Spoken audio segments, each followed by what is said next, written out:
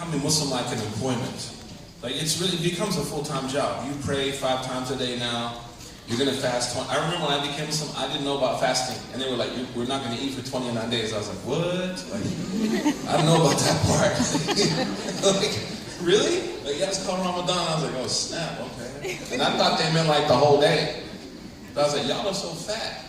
Y'all not eating 29 days. And that didn't go down well. You know? So, again, conversion is like employment. And when you apply for a job, don't they ask you if you have any history of mental illness? Yes. They do, right?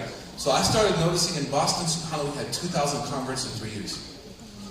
And alhamdulillah. And that's alhamdulillah. That's not clap for us, alhamdulillah. No, alhamdulillah. Alhamdulillah.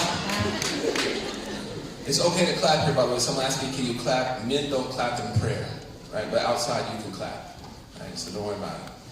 And a woman came to me and she told me that she would sit to make dhikr and she would sit for like 5 hours. And people were like, mashallah, you're so righteous. And she's like crying, she's like, no, I can't stop.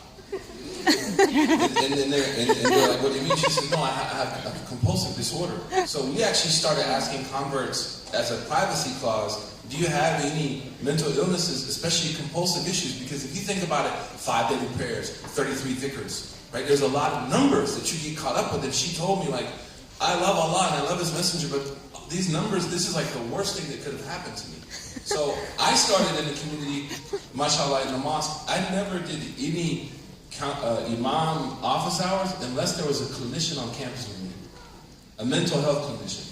And we helped a lot of people, as he's saying, who have like serious compulsive issues, right? They're great people, but these are struggles. Some people are born with it.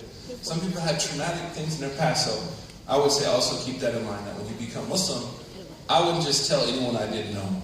Okay, but in America, when someone becomes Muslim, we assign a caseworker to them in Boston that visits the person, goes and visits their parents, asks them what are your expectations for your child who's converted or their spouse. And then over time, trust develops and they say, listen, I have some mental health issues or even substance abuse issues that I need help with. Right? So I love his answer. The issue of the mental health piece is so important.